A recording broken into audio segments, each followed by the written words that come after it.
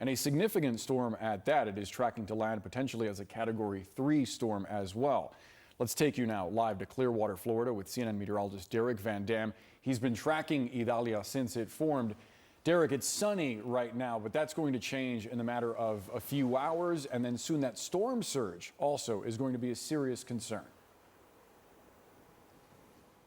Yeah, Boris, you know, we talk about the hazards affecting this area. We are in Clearwater Beach, and this is in Pinellas County, one of the mandatory evacuation zone A's, and you're looking out at the warm Gulf of Mexico waters, and stepping into this and just feeling it to the touch. This is way beyond that bathtub feel we talk about when we describe a pleasant beach scene. It's more like a hot tub. It is above average, and that's literally fuel for hurricanes to strengthen and to form as well. Let me show you why this coastline is so susceptible, and I want to take you to the skies because we've got our drone here.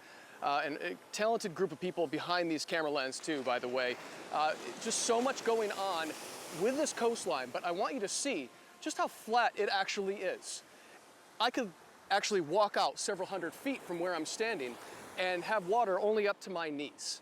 It goes on for several hundred feet from here. So that shallow nature of the water makes this so susceptible to a storm surge of 4 to 7 feet. That's the official forecast for this particular area. Clearwater Beach is just over my shoulder there, and if the drone goes higher in elevation, you'll see that the beach stretches for miles. And on the graphics here, this is also very interesting to note. So 4 to 7 feet for Tampa Bay, the Pinellas County region, but look at the reds, 8 to 12 feet around the Cedar Key region.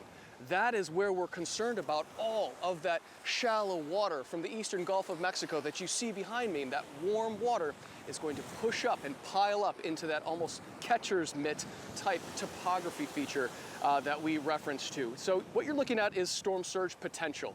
And this is also very important because you can see those shades of orange around the Tampa Bay. That's 4 to 7 feet, perhaps locally higher. And then along the intercoastal waterways, the barrier islands, you can see yellows and oranges there as well. That's 4 to 7 feet of inundation, literally above normally dry land, including the Clearwater Beach area where we are currently located. This storm has got a trajectory towards the Big Bend, but again, we talk about the wobbles with these strengthening storms. Any deviation to the west or any deviation to the east has major implications for such large population densities, including Tampa Bay. Do not let your guard down. Boris. A really important piece of advice, that rapid intensification that we've seen, especially in storms over the last few years. We saw it unfold with Hurricane Ian last year, the cone of uncertainty leading the hurricane to move in an unexpected direction. So do not let your guard down. Absolutely. Derek Van Dam live from Clearwater, Florida. Thanks so much. And evacuation orders have been issued